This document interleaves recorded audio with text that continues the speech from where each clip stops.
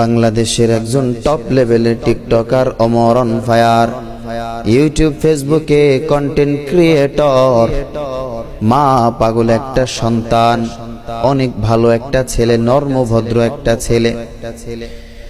তবে একটা বিষয়, ওমর অন ফায়ার যেই ভিডিওগুলো বানায় তার ভিডিওর ব্যাকগ্রাউন্ডে হারাম বাদ্যযন্ত্র লাগানো থাকে। এই বাদ্যযন্ত্র ওমরের দ্বারা যত মানুষ শুনবে মিলিয়ন মিলিয়ন ভিউ হয়, মিলিয়ন মিলিয়ন মানুষে ওই গানটা শুইনা যত গুনাহগার হবে সমপরিমাণ গুনাহ ওমর অন ফায়ারকে আল্লাহ পাক দান করবে, তার আমল নামায় লিখে দিবে।